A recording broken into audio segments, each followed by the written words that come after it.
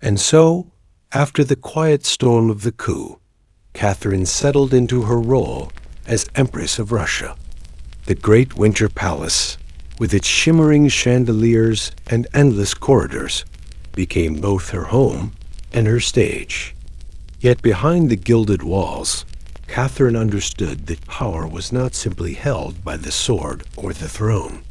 It was also held in trust, in whispers, in the delicate dance of human hearts.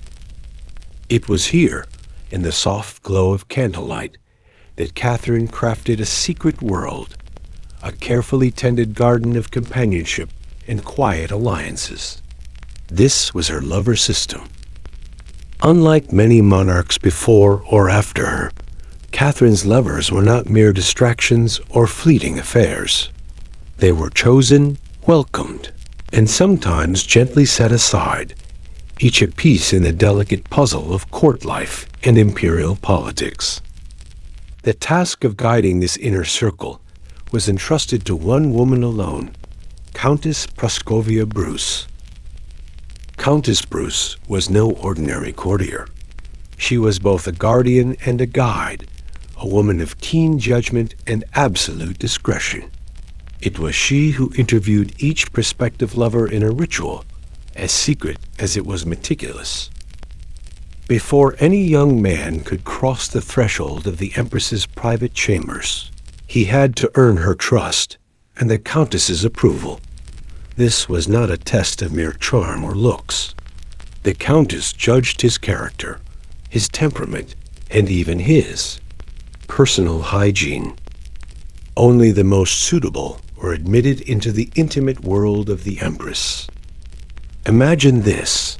You're a young man at court, hoping for the Empress's favor, but before you even meet her, you must first pass a test by a trusted guardian.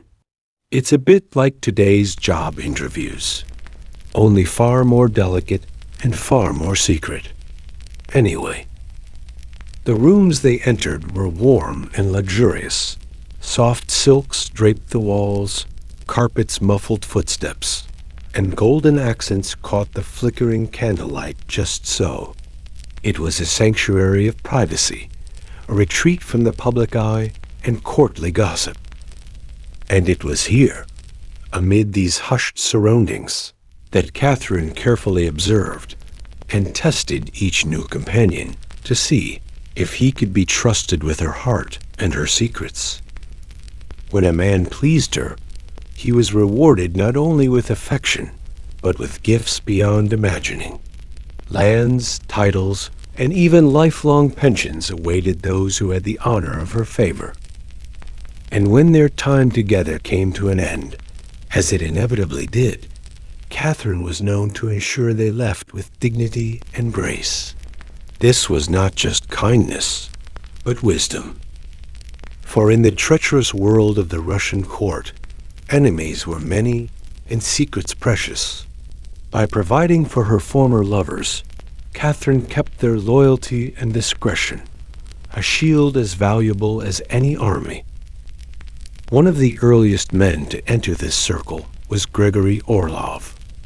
Orlov was young and bold, an artillery officer whose charm and courage had won Catherine's attention even before she ascended the throne. He was not only her lover, but her ally in the most daring of plans, the coup that would place her on Russia's throne in 1762. Imagine sharing your life with someone who is both your partner in passion and in politics, like navigating a long, complex project with a trusted colleague, except with the stakes of an empire resting on your shoulders. But beside this, their relationship endured for nearly a decade, marked by quiet evenings in the palace and the shared joys and sorrows of their son, Alexei.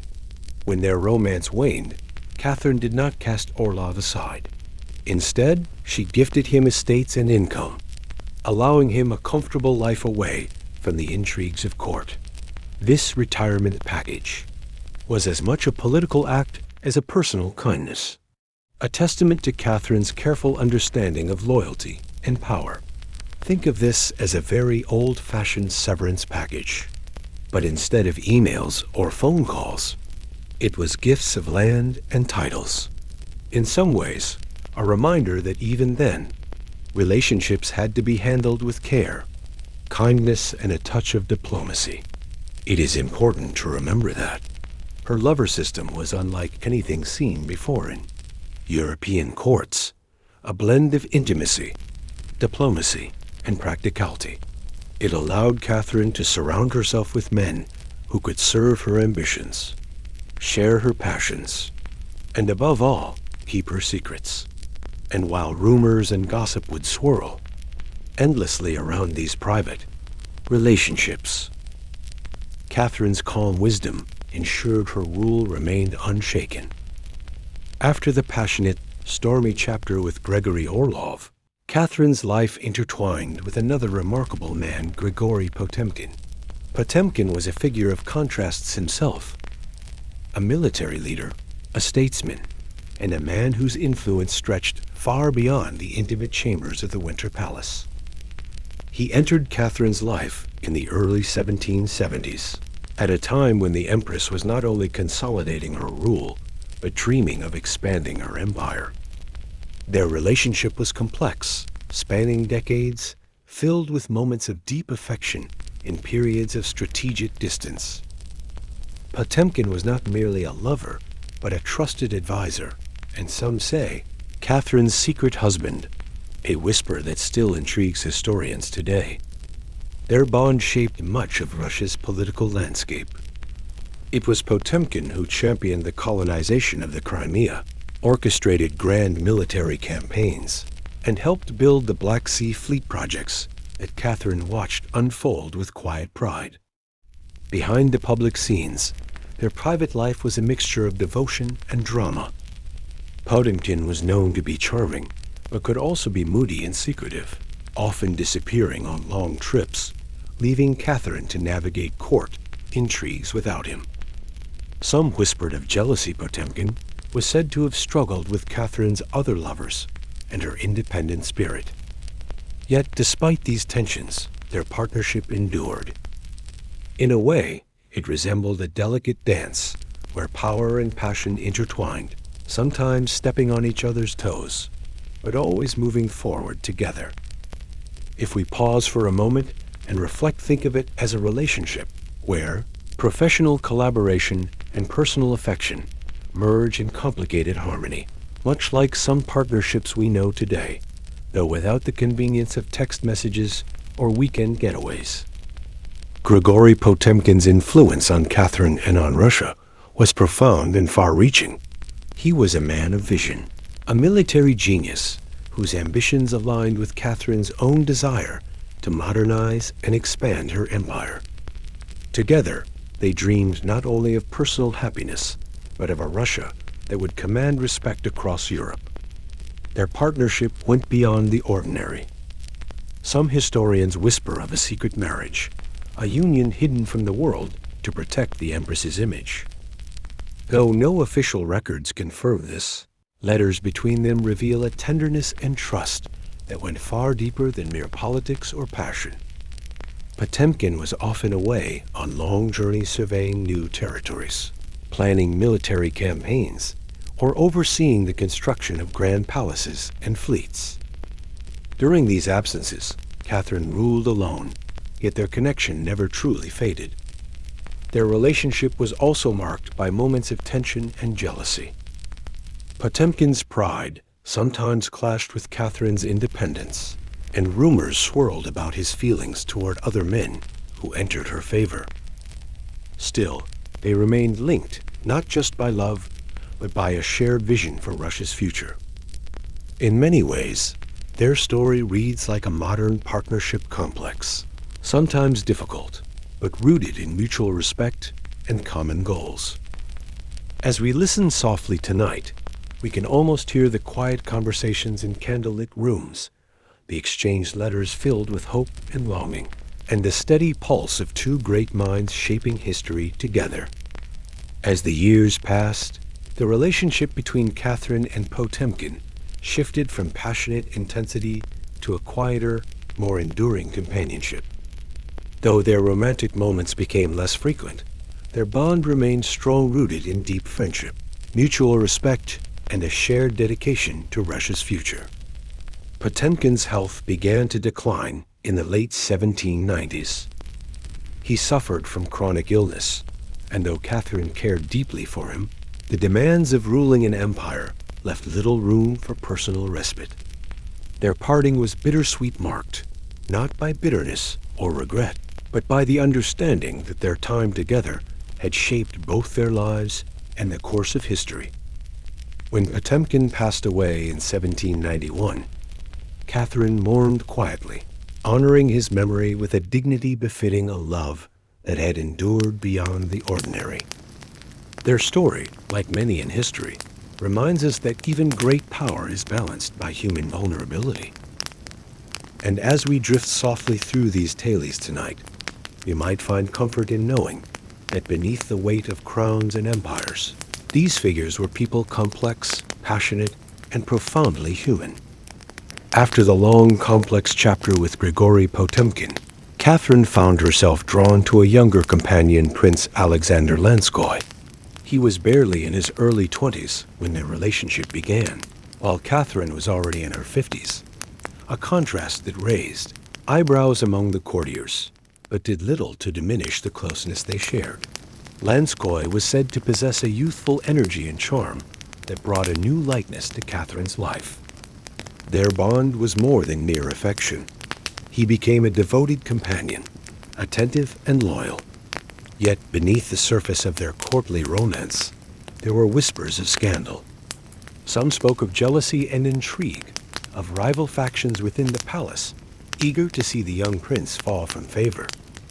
Lanskoy's sudden and mysterious death in 1784 only deepened these rumors. Some suspected poison. Others believed it was illness.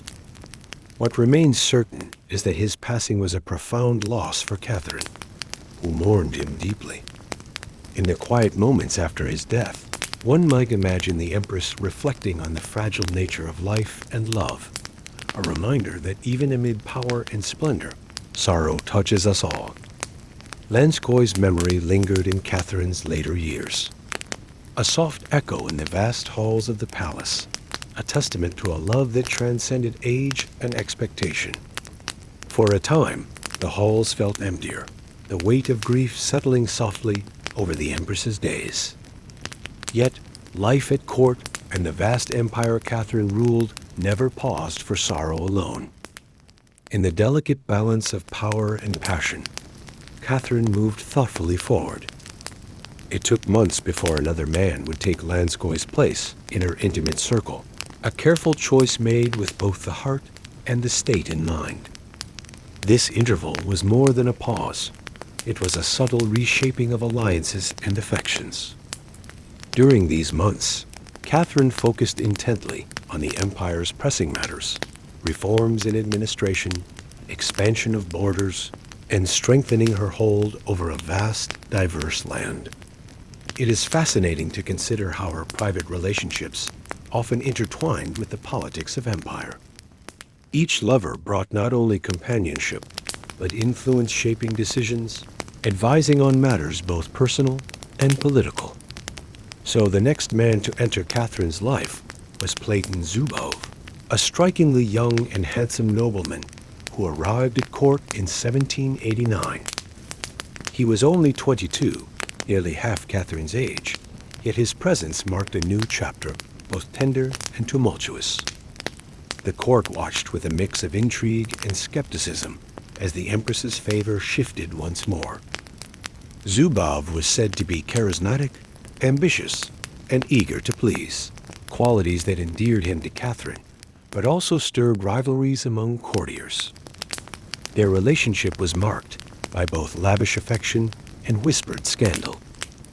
Platon Zubov entered Catherine's life like a sudden gust of youthful energy, sweeping through the grand halls of the Winter Palace. At just 22 years old, he was the youngest and last of Catherine's famed lovers, fact that did not go unnoticed by the ever-watchful eyes of the court. His rise was swift and dramatic, From a relatively modest noble family, Zubov's charm and eagerness quickly won the Empress's favor, propelling him to heights of influence few could have imagined. His presence at court was both celebrated and whispered about, some admiring his good looks and wit, others wary of his ambition and the sway he held over the Empress. Their relationship was marked by extravagance. Catherine lavished him with gifts, titles, and estates, ensuring his loyalty and gratitude. But beyond the glitter and pomp, there was an undercurrent of tension. Zubov was young, impulsive, and sometimes reckless, a stark contrast to Catherine's seasoned wisdom and measured approach to power.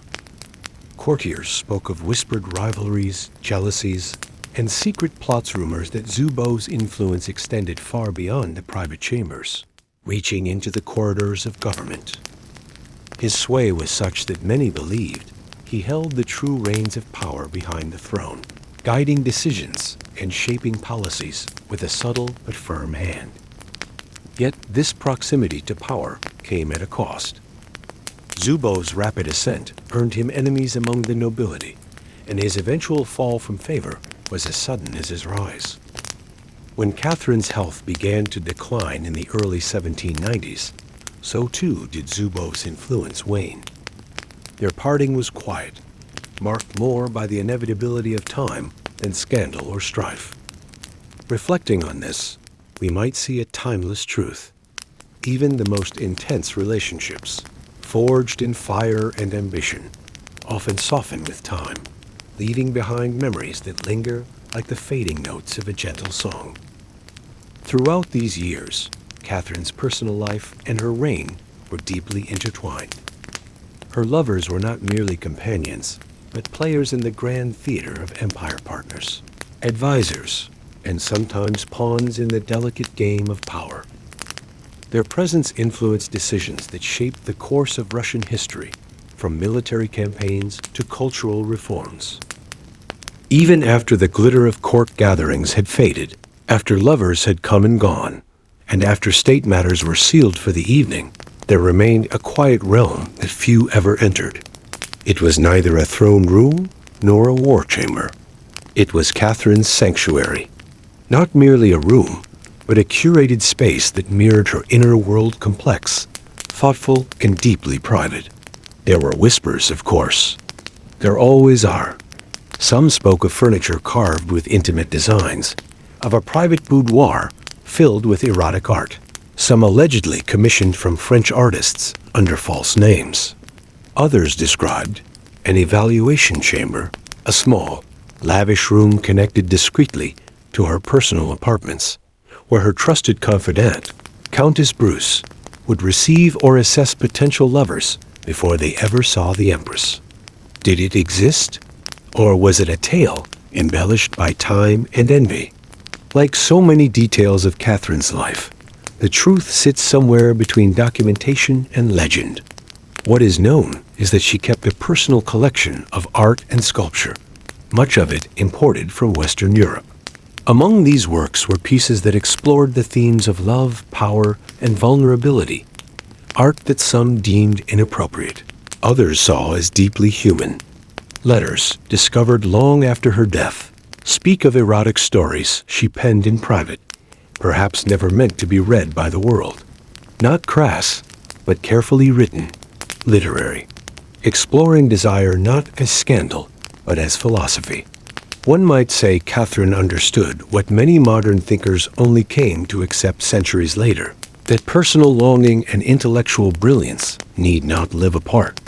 But what makes this part of her life truly fascinating is not the scandal, it's the contrast. Here was a woman who oversaw armies, rewrote legal codes, and corresponded with Enlightenment thinkers like Voltaire and Diderot. And in the quiet corners of her home, she allowed space for softness, for curiosity, for longing. It's easy in our world of constant exposure to forget what true privacy meant. Catherine lived in an age when a woman's desires, especially a ruler's, were never hers to own. And yet, she carved out a space where her thoughts and affections could unfold freely. Think of it less as secrecy, And more is sanctuary, much like the journals we don't share, the late-night voice notes never sent, the songs played alone in candlelight. Catherine's secret rooms were simply her way of keeping a piece of herself untouched by the demands of rule and reputation. Though Catherine's reign was filled with reforms, diplomacy, and the quiet architecture of empire, it was her private life that drew the most relentless attention, especially after her death. She had ruled Russia for over 3 decades, expanded its borders, modernized its institutions, and positioned it as a European power. Yet somehow, the gossip outlasted the policies. Among the most persistent of these myths was one so absurd, so grotesque, it seemed designed to humiliate her in death. The infamous horse story, a fabrication so bizarre, it's almost surreal. There's no truth to it, no evidence, no record in letters, diaries, or court documents. And yet, it spread. Why? Because for centuries, a powerful woman, especially one unashamed of her intellect, her rule, or her desires, has always been a threat. And when people cannot destroy your legacy with facts, they reach for fiction. The rumor wasn't just salacious, it was weaponized. It stripped Catherine of dignity, reduced her to a cautionary tale. Not because of what she did, but because of what she dared to be. A woman in command, both politically and personally. History has often been kinder to her male counterparts. Emperors who took dozens of mistresses were admired for their virility. Kings who fathered illegitimate children were called passionate or strong. But Catherine? She was called dangerous, unstable, even monstrous. It's a double standard that still echoes today in headlines, in whispers, in the way we speak of powerful women versus powerful men. But despite these attempts to tarnish her memory, Catherine's legacy endures. She reformed the education system. She brought Enlightenment thought into Russian politics. She navigated palace intrigue, European wars, and personal heartbreak, and remained on the throne until the very end. She wrote letters late into the night, kept portraits of her lovers in silk-lined boxes, and studied military maps beside love notes. She was vast, complicated, human, and in that complexity, she remains one of the most unforgettable rulers in history, not for the rumors, but for the choices she made in a world that wasn't built to let her choose at all. Her rise to power, her intimate world, lover system, secret rooms, that great loves, Orlov, Potemkin, Zubov, her private sanctuary, the myths and legacy. All that remains is a short final reflection that gently sets her down in history, quietly leaving space for the next figure, layered and emotionally settled. When Catherine the Great died in November of 1796, she left behind an empire stretched wider, running smoother, and dreaming bigger than it ever had before. She died as she lived surrounded by grandeur, but very much alone. No grand scandal, no golden farewell whispered in the night. She had outlived her enemies, outloved the rules, outlasted the expectations.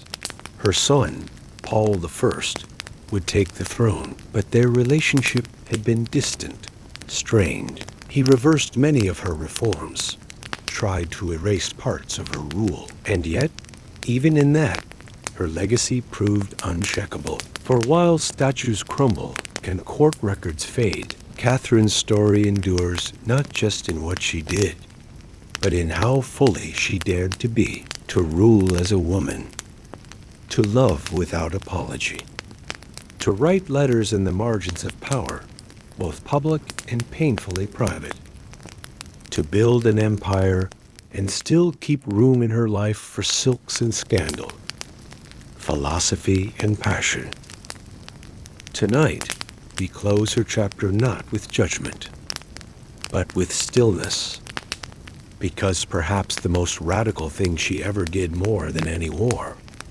Any reform was to live as if she didn't need the world's permission. And centuries later, even now, the world still remembers her name.